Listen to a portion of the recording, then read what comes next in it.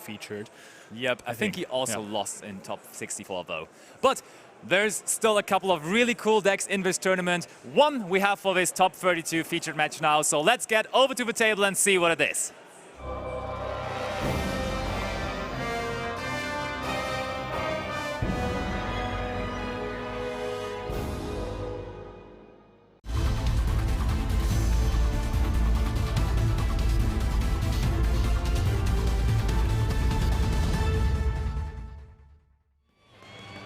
There we go, game number 1. Eteeyen, one of the players who looks the coolest in the field. You could say he is the Vata of Yu-Gi-Oh players. Definitely one of the most stylish dudes in here, and he also was stylish enough to win the die roll, going first here in this very important top 32 match. And as you can see, Alexander Schmidt on the bottom is bringing his Madolche deck, and he is really facing the matchup that he wants to see. Because this Madolche deck only is this popular in this tournament because it has a pretty favorable matchup versus the Ishizu Tearlaments deck. So I think he would be happy to see it right here. But I don't know whether he's too happy about Eteeyen opening it up with Tearlaments Scream and Instant Fusion right after. That is basically the best thing you can have. You can chain block the Kid Colors. However, you cannot escape Infinite Impermanence with a chain block. Indeed, a card that wasn't super popular lately. How is he going to do with the free mills, though? That's a Merly at the end, though. So Merly can be activated. I don't think there are any further interruptions in the hand of Alexander, but this Impermanence is really going to do a lot here. You know what is really interesting about the list of Alexander? He, as we see, decided to play Infinite Impermanence, but he completely disregarded all the Bystials. He's not playing a single Bystial, and I think besides the Floowandereeze players we still have left in competition, he might be one of the only ones not running Bystials, to be honest. So we have another Madolche player in the field, Herman Hansen, and he is running so many different Bystials. I have seen him play in the last round. Absolutely. And, I mean, Herman is paired versus Floowandereeze this round, so I think he would rather want to go without Bystials as well. Yep, absolutely. So let's see where Eteeyen is getting here. He is bringing out Mudora with the fusion effect of Merly. Muddragon. Muddragon, oh, almost the same. Both level 4. Oh, but not a whole lot more after that. Eteeyen sets one card, and it looks like this might be it for the turn. He's considering his extra deck options for a last time, but I could see him pass right here. No. Oh, and Kid Colors gets destroyed because of the instant fusion in the end phase, and now we get to mill 5 more triple Mudora, Herald, and an Argido, and Argido can also activate the effect. We mill Sunleak, Havnis, Rhinoheart, and another Havnis. So now we finally got to mill a card that he can use, and his end board will look a little bit better. Indeed it will. We saw Alexander paired his Madolches up with the Vernosylphs. We saw Vernosylphs of the Misting Seedlings would have been his top deck, but it was milled by the effect of Argido there. Duckies, as I like to call it. Absolutely. So what we know now is that there is a Salik in the GY for Eteeyen, which means that most likely, because most players have cut the second Salik, there is a crime or something else on the back row of Eteeyen. So it will probably not be Salik. You don't have to really play around that. I will tell you something though, Eteeyen is not one of the persons cutting the second Salik, and he is on 2 Salik, so it might still very well be Salik set there. Is he running a crime? He's also running crime, yeah. Okay, he's running 3 traps in total, absolutely. Would have surprised me, to be honest. Yeah, and he's also, yeah, I mean, it could also be a bluff. I mean, there could be triple tactic talents, but why would you not activate it? So it's rather unlikely. Really good point here. So, oh wait, how would he activate it? Oh, there were no monster. Oh, but it was Impermanence. It could have played around that triple tactic talents potentially. But first of all, we're going to see Kaleidoheart coming down for Eteeyen. Kaleidoheart honestly really smells like another Salik. Yep, most likely being Salik. Oh, but look at that first card that Alexander Schmidt has there in his hand, and it's Kashtira Fenrir. We haven't seen a whole lot of this card from Darkwing Blast yet in this tournament, but Alexander included 3 copies of it into his main deck, and now he instantly starts his turn off with it. Kashtira Fenrir is a highly anticipated card, and it has found its way into not too many main decks, but I think we are going to see more of this in the future. Absolutely. The Kashtira archetype will get even more support in the future, and then Fenrir will be an absolute staple. We are going to go for Scream, and we are hitting double Merly, and I think now Rhinoheart can just shuffle away the Fenrir. could happen right here, but let's see. So he is triggering the Merly, and he's also triggering the Kaleido Heart to shuffle away the Fenrir just before it could even activate this effect. So there's not just another one to replace it in the hand of Alexander Schmidt. So first thread gone for Eddie, and now he can fusion summon. I think he can actually even go for a Roll Colors, which is really strong against the Vernusylph engine, because or all of them want to special summon a monster with their discard effect. Yep, so it always would be a pretty good trade, trading 2 cards of your opponent for just 1 negate effect, and there it is, exactly. Tearlaments, Roll Colors hitting the board. It's going good for Eddie right now, even though we thought this end board of Mudragon, or the end phase board of Mudragon. But there is another Kashtira Fenrir already in the hand of Alexander, so the shuffle back wasn't that important. He had another one anyways. It's coming back to the field, and just in case you don't know what this powerful card does, it could, on attack declaration, or when your opponent activates a monster effect, then banish 1 card on the opponent's side face down. Going to crime it. This is really good. I thought that Fenrir could only be summoned once this way, but this is not the clause on Fenrir. So we are shuffling back another Fenrir for Eddie. He is going to discard a Chiron, and this turn he can only, if he resolves the Chiron, of course he does, for sure. Does he play Dragstopelia, by the way? Some people have decided to cut it already. I will happily answer you, and there is a Dragstopelia in his extra deck, yes. There's also Time Thief Redoer in his extra deck. So he definitely decided on a couple more options. Another Kid Colors, he is probably going to add some follow-up for him. And he is, he searched for, I think, Rhino Heart. And with the last effect that he can trigger, like if he uses Roll Colors, he can summon back, or he can send away the Kaleido Heart, then activate the effect of Kaleido Heart, summon it back, and then mill the Harvest to go into Dragstopelia with Mudragon. There now is the first Vernusylph effect. It is the Vernusylph of the Awakening Forest, and we saw Eugen Heid in his feature match also always opening the one-off, and it's the same for Alexander Schmidt. This is the Vernusylph you're only playing 1 copy of, and still you're always going to open it, apparently. And now the Agido effect kind of hurts Eddie, because he has Mudoras. He has plenty of Mudoras in his GY. So he could actually use this effect if there were no cards, or 2 cards now, in the GY of Alexander. He could use the effect to just shuffle them back, which doesn't really work versus... Oh, but he does, as you anticipated, trigger the Roll Colors, which now we are triggers Alexander's scoop. He says we cannot win this game 1 anymore. Eteeyen Ita is taking game number 1 over Alexander Schmidt and brings him 1 step closer to top 16. This was a really strong performance by Eddie.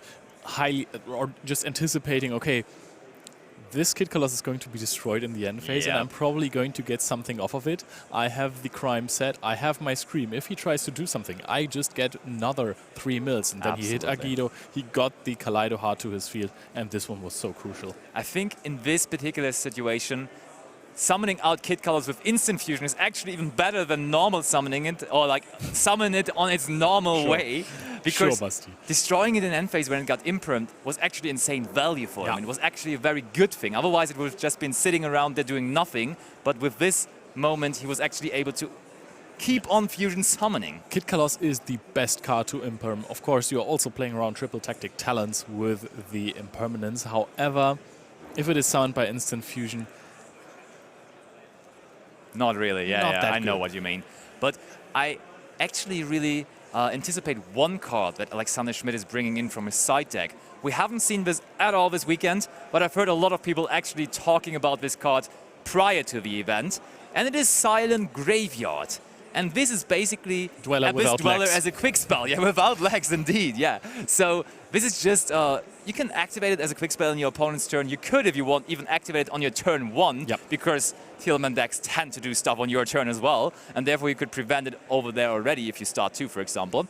But this could just prevent a lot of play from his opponent, Eteeyen Ita here, and he might very well be able to then capitalize on that, performing his own combo, summon some of his powerful Madolche Exceed monsters. That could definitely be the way to go. And looking through his side deck a little bit more, I see 1 very cool counter trap we haven't seen at all for the whole tournament. I mean, of course, because it's a Madolche counter trap. Who else would play it except Madolche players? But it's Madolche Knights. And what do you think about Madolche Knights? It's kind of critical, We isn't have it? had a little discussion about this before, and Knights only can be activated if you have no cards in your graveyard. So there is a problem. As soon as Kelbeck and Agido activate their effects to mill 5 cards, you are going to have monsters in your graveyard. Yeah, I'll correct you. It's only no monsters, but still, you gotta get monsters into your graveyard anyway. So I mean, it's the definitely thing hard with to most of the resolve Madolche cards, like the Tiramisu, that was the thing I was going for. Yeah, absolutely. It's 100% the same. So it will be interesting to see whether it even sides in Madolche Knights versus this matchup, because it's really dangerous, as we were just saying. Yeah. You can't really bank on it being the game winner immediately. And I think we're going to find out very shortly what is going to be the game winner here in our Game 2 of Top 32. Players are ready. We are as well. So back into the action we go. Top 32, game number 2.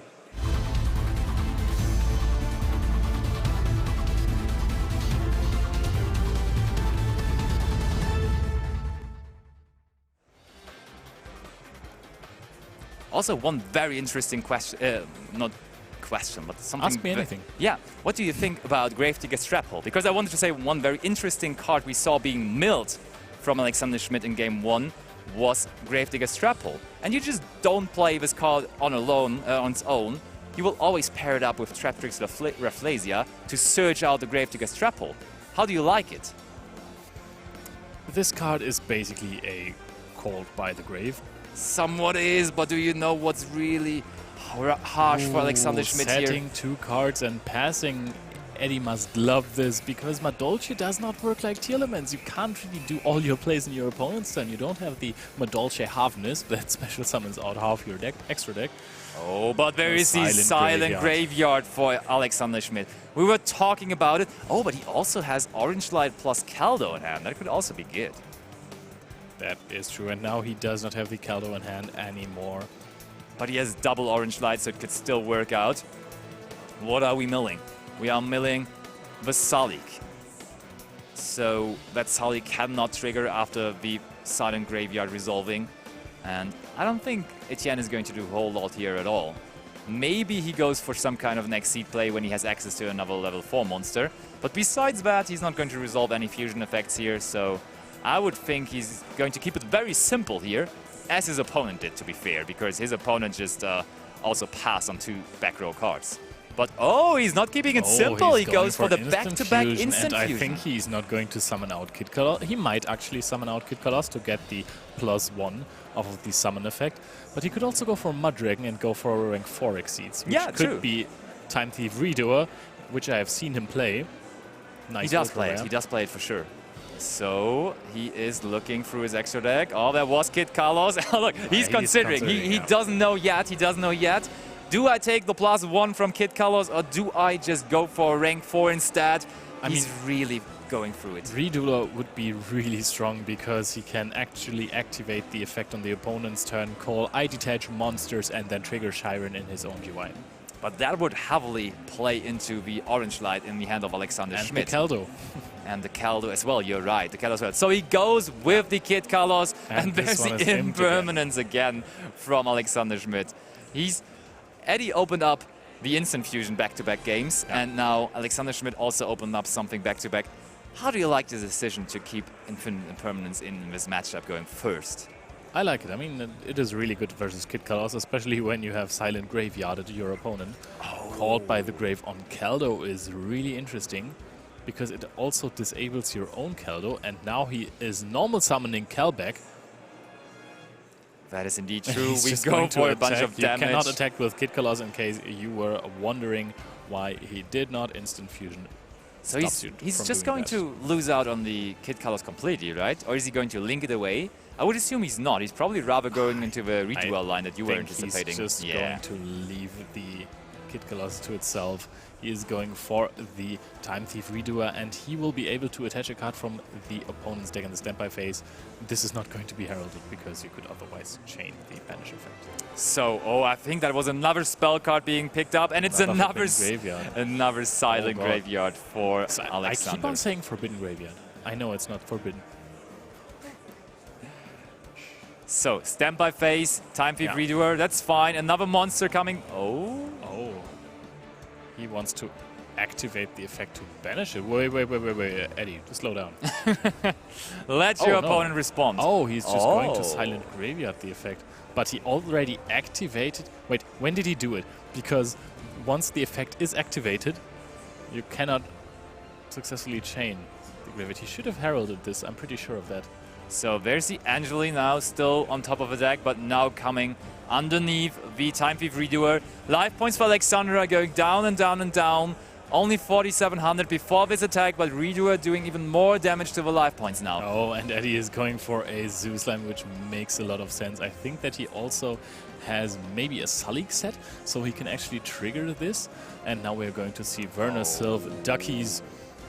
Werner Sylve of the Misting Seedlings being activated, discarding the last monster card. I think this was the reason why he wanted to keep the monster in the hand over the spell card, because every Werner Sylve top deck is then able to do something at least. So he's resolving the Werner Sylve of the Misting Seedlings, can now search for any Earth Fairy in his deck and afterwards even reborn one monster from the graveyard. Look, he searches for the Angeli. It's so strong that Werner Sylve and Madolche work so well together that you can just search out Angeli here. It's so good. Now the Werner Sylve of the Misty Seedlings is summoned to the defense position. I cannot imagine that Alexander is going to play out the Angeli here. I think he's just looking for a defensive option, because one Zeus effect would just get rid of everything and then you don't have any plays at all. Yeah, but the thing is, Eteeyen can still use the Zeus effect on his opponent on his own turn then. Oh, but there is the Angeli, and there's there can only be one now. What? That is a really rough time for Alexander Schmidt. We are clearing the rest of the board here. Eteeyen Ita having Zeus still on board, with Alexander Schmidt being on 2,300 life points. So this is a pretty good scenario for him. Oh, what is happening now? I thought there's nothing happening anymore for Alexander, but... Angeli has to be destroyed to be sent to the deck, if that is even the case for Angeli. He's just going to attack, and we have the game. Eddie advances to top 16 of the YCS Dortmund.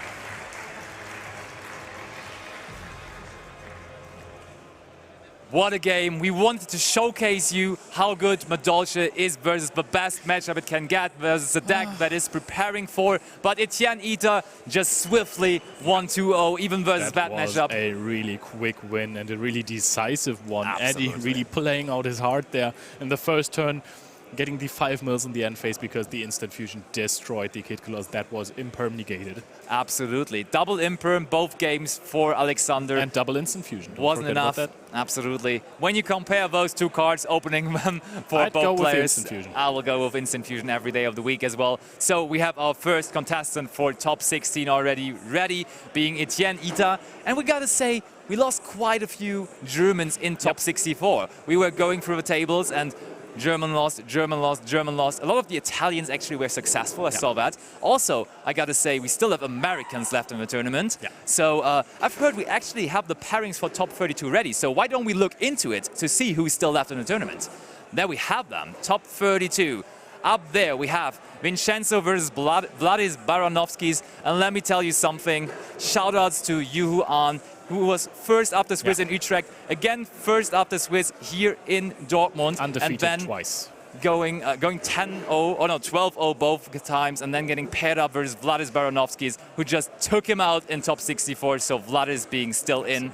Then we have Pierluigi Sorrentini versus Jordan Gallagher right after, another British player performing very Gallagher strong. Is a machine. He has just been topping and topping and topping lately. He is topping them all. Then we have Vincenzo versus Elia. As I told you, a lot of Italians actually are still in, so maybe this time the Italians are coming for us. Vincenzo is named Vincenzo Flu, but he's not playing Flu Wanderers, I can tell you that much. Yeah, but maybe the Italians are coming for us this time, because the Germans won in Utrecht and the British people in the hands of Marcus Patel won Euros, so maybe this time it is finally time for the Italians to take one YCS again. Don't rule out the French players. Absolutely, they are also still in competition. Then up there, see, we still have the chance that we have a back-to-back European YCS champion, Joshua Schmidt, still in top 32, now facing Tiziano Vinci up there. Another Italian player. Yeah, and then we have Styliades versus Fabio Padovani. Yeah. Styliades sounds Greek? Yes, absolutely. He's probably Greek. Against another Italian player. Then we have Nico Temla versus Enzo Duval. And then Kostadin versus Dennis Hager. So you see a couple of Germans still in, but the number is drastically drastically reduced. There we have him, Jesse Cotton. This guy cannot say that he would go back-to-back, because this guy actually would go back-to-back-to-back on second places. Yeah. This guy was second in Niagara Falls. He was second in Pasadena just last week, but maybe he can go further this week here in Dortmund. And the winner of that match is going to play versus the winner of Erikos Beck versus Anthony Lopez, two bigger names in the community as well. This is going to be such an exciting match. For sure. And the next pairing is also crazy. We see Gabriel Susi, former European champion, versus Pascal Kiem. Of course, engage Pascal Kiem. He won it all with Sky Strikers. I remember that. Yeah, with Sky Strikers 2019 in London. And then up there, we have Christopher LeBlanc still in. And then also our match we just had, Alexander Schmidt versus Eteeyen. So Christopher LeBlanc, I mean, he won Minneapolis not too long ago, and he's now a four-time YCS champion, so that would be pretty cool as well. Then we have Federico Mecozzi, who is running the Draco Slayer Pendulum, last man standing for this deck. And we have Herman Hansen on Madolche versus Mario Argiro on Flu Wanderers. Indeed he is. Yep. But we have a very clear winner for our top 32 featured match, and he's ready for his winner interview. So, Ed, please ask Eddie all the questions. Thank you, Basti. Yes, I am joined by Eddie, who's just won the top 32 feature match. Congratulations, you've made it quite far already. How are you feeling? I'm actually feeling so great right now. Like, this is my hometown, and I really want to take it far, so yeah. I'm happy. It's pretty cool, going to be possibly taking home the hometown crown. That might be a cool thing to have. We'll see what happens in the next coming matches. So you were just talking to me before we came on camera about this matchup, that you were slightly worried about it when you went in. Talk to us a bit about that. I mean, this matchup can be quite difficult. They have they play the Ishizu package as well, so it's really hard for me if they go first to play with my graveyard effects. So it I was a bit scared of it, plus I've only played the matchup once. So I was just a bit iffy about it, but I think if he didn't brick game 2, it might have been quite the interesting match still. Yeah. Well, lucky for you, he did. But let's go through the 2 quick games, because this might be one of the quickest ever feature matches that we had. It was about 16 minutes, which is actually pretty good. So you could take that home at the very least. So game 1, the instant fusion was hit by the imperm, so a slightly dodgy start, but pretty good because you still managed to build a very good field with great extensions, and then Alexander scooped. So in that initial moment, when your instant fusion gets hit, what are you thinking? How are you thinking, right, how do I deal with this? So my thought process at that point was I could either try to keep on playing, but I have the counter trap already, so I definitely have plays on his turn. So I actually just decided, it was a bit of a dodgy situation because I knew he was playing the deck, so I obviously didn't want to discard the Kelbeck that I had in hand for the counter trap. So I couldn't normal summon the Sheeran. So actually I had to hit with the mill of Kid Colossus. I had to hit one of the names, otherwise my end board is just the Mud Dragon Pass. But I took the chance and it worked out, so that was pretty chill. Pretty chill indeed. It did work out for you, and then in game 2, like you said, seemed like he kind of bricked, wasn't able to establish a field. You were playing very considered with every move. You got that Zeus on the field, and that was just it. So when you realized that he didn't have anything, again, how were you trying to stay composed in those moments?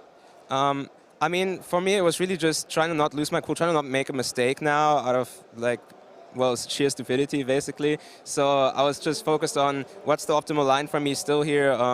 What do I want to? How do I want to play this out to have maximum? Because I also had there can only be one, so I knew that I'm kind of safe. So I just needed to go for a small play and have it as a backup.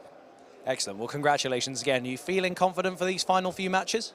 I mean, I'm feeling confident. I haven't lost any matches today so far. I lost round 3 and round 9 yesterday. Both were due to my misplays, so as long as I play well, I think I can make it pretty far. Well, you were, like we said, you were super composed throughout a pressure-filled kind of situation. Being put on the feature match is a lot of pressure for a lot of people, but you were able to keep you calm. You managed to play each thing that you needed to, and you won 2 games to 0. So it's clearly going to go well for you. I hope the rest of this tournament goes well for you. We might be seeing you again on that feature stage if the rest of these matches do go well. But stick around, guys. This is going to be a very exciting top 16 from here on out, and it's going to be a great YCS Dortmund. Don't go anywhere. We've got the next match coming very soon. But before that, probably another quiz. Stick around.